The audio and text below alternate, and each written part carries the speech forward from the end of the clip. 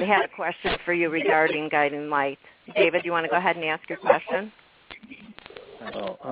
Eric, what kind of impression did playing Kevin Ross Marler make on your soap career?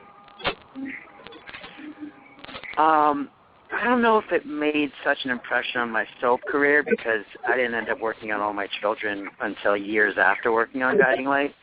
But I can tell you that as far as my professional TV career in general, it made a very big impact because that was kind of my first insight to the whole world. I didn't really know how it worked. I did a lot of theater before that, and I was a dancer primarily before that.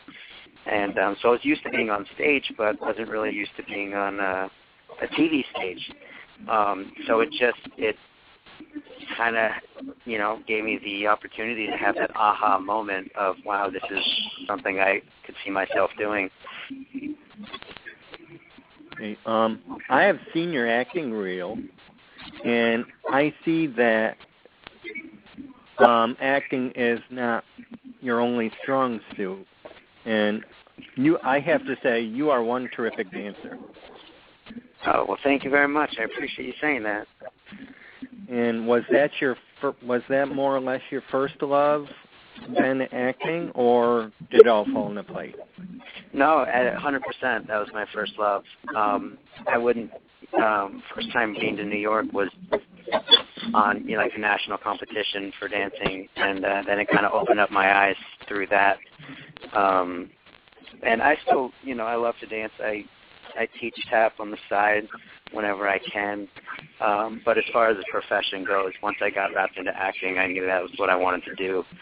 And so I don't think, dancing is what my life intended to be, as a profession. And if I get to dance on a TV show, that's great. I get to do both things that I, love. But once I started acting, I just knew that was more for me. Well, maybe Joe can write a movie for you where you act and you can dance. There you go, Joe. There you go, Joe. Junior throws in the towel for running because I'm not going to do this. I'm just going to tap dance. And then David's character just says, oh, I actually do a little tap and jazz. Which is funny because David A. actually is a dancer as well. So, oh, look at that. So we just got in a former life. Yeah. Well, how did you end up getting the role of A.J. Chandler on AMC? Auditioning. I just, got a call from my agent at the time. All My Children had been off the air for a couple of years, and so it was unexpected to see that come into my email saying that I had an audition for All My Children. But once I looked into it and realized they were kind of revamping the show and everything, I got really excited. And the AJ character was secret, or so was a couple of the others that they were recasting. So they had it all under different names. Like the character I was auditioning for was Luke. So I didn't even realize it was a Chandler at the time. But got to audition, got to some callbacks, and got to do some chemistry reading tests with the girls that were up for the part of Miranda. And then it all just kind of fell into place, fortunately enough, for me. What did you learn from playing that part? Oh, gosh, I learned a lot. Just from getting to be on the set every single day and, working with those veteran actors who have been on the show for years, just watching them work and see how the way they tackle their scenes, because it's a lot of dialogue you have to go through in one day. And at first it's a little overwhelming, so to kind of, peek out and watch the older actors do it. Well, I don't want to say older actors, more veteran actors who have been on the show do it. Kind of was the best thing for me to kind of grasp my techniques, kind of pull something from one actor and kind of saw the way another actor did something. And so it just kind of gave me some tips and made the whole process a little easier, I think. Yeah. Now, with being in Running on Empty, this is the second time you're playing a junior. Do you think they're starting to typecast you? Well, no, I don't know, because this junior isn't, a junior because he was named after someone. He's right. His name is actually Junior. So. Is it? Oh my gosh, I never heard anybody with the name Junior. That's the first. Well, actually, on the diploma, Joe, what is his name on the diploma? It's James Warren Jr. Oh, there you go. So he is actually a junior. Yeah. So you are a junior again. Garrett, the production designer, made you James Warren. Well, there you go. Now you know behind the scenes of movie making. Yeah. Right? Oh, for it.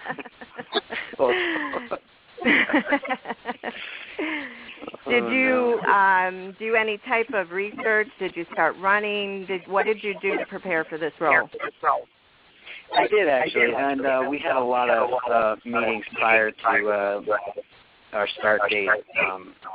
We get together with Joe, whether it's Courtney Baxter, my co-star, and myself and Joe, or just Joe and I. We would kind of dig through the script and, kind of talk about terms and running. And I think, one of the key points Joe was looking for in his actor was someone who was, physically physically able to portray a runner. And, there were some days on set where all we did was running all day. There was no spoken line because there is so much running in the movie. And I think, just having been an active person and being on the show, but having to, have to have scenes with your shirt off and everything kind of whips you into shape real quick. So I didn't see it as much of a challenge, but more something that was enjoyable and fun. I bet you were exhausted by the time you were done with shooting the movie from all of that. I mean, absolutely, and there were especially days, like towards the end of our shoot, that were very cold, and so there were scenes that, David A. and I are up against each other, and pretty much had to be holding each other to warm each other up during takes because it was so cold. But we had to warm up Josh Flitter, too, I think. Yeah, right? Poor Josh was freezing. I have the picture of that. What was good too is I'm just going to jump in. I know nothing about, or I knew nothing about cross-country running. And what was great is Courtney Baxter's brother, Kyle Baxter, was he was on a great runner on his high school cross-country team, and he came on as our consultant. And he really, helped me through the script and then helped our talent while we were on set.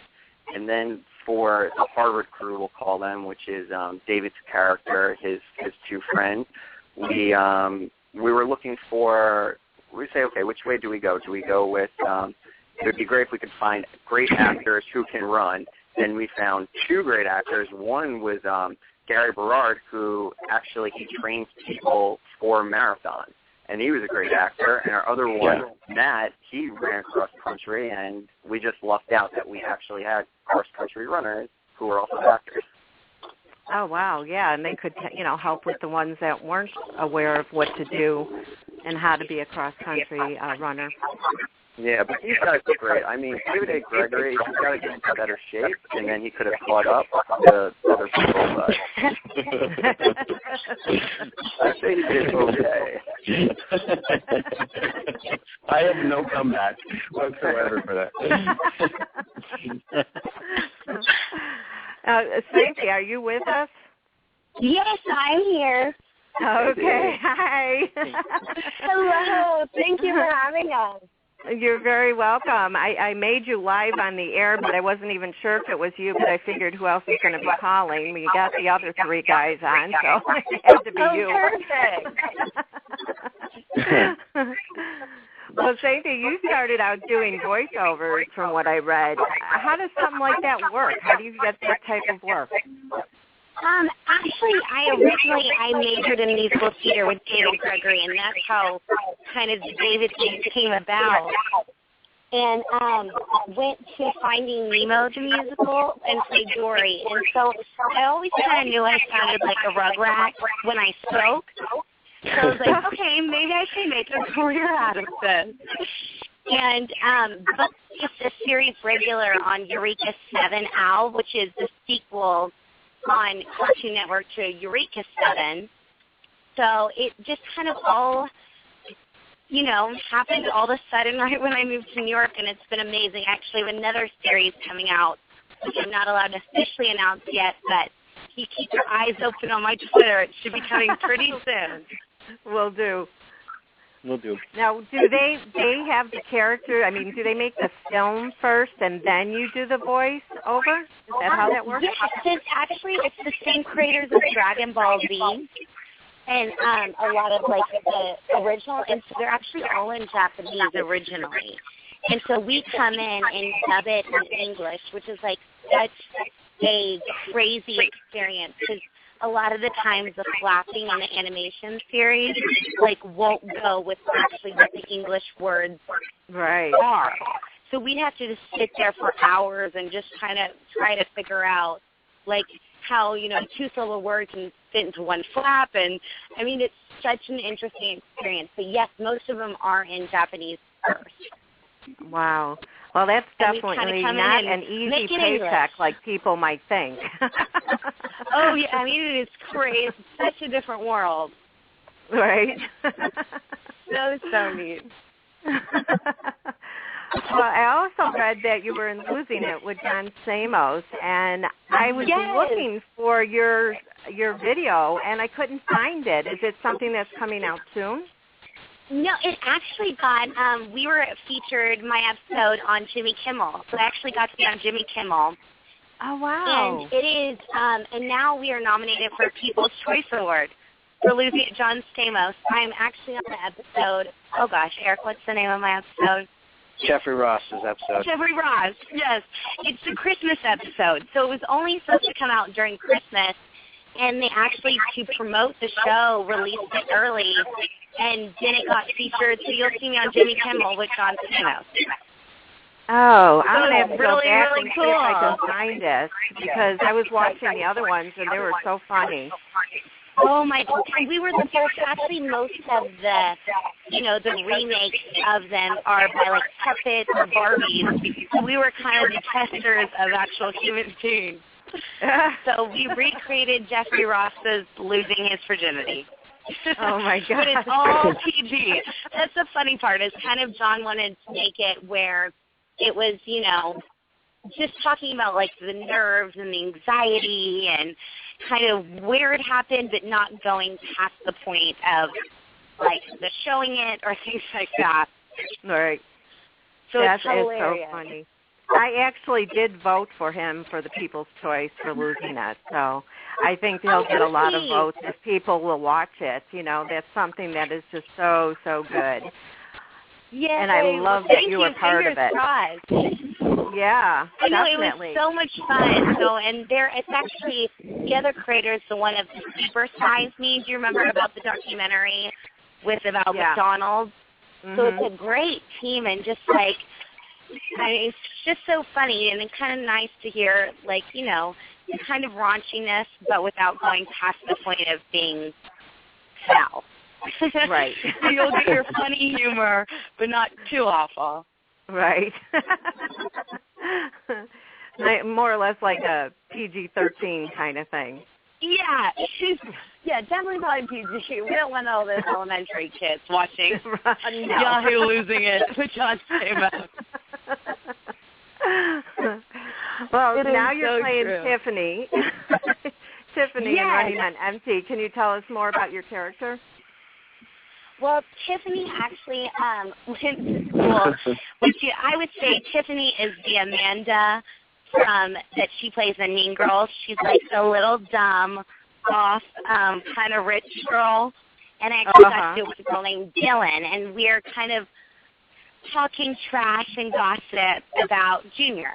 And then you'll see later on, after the whole shebang, and that will be a surprise, kind of their change of outlook.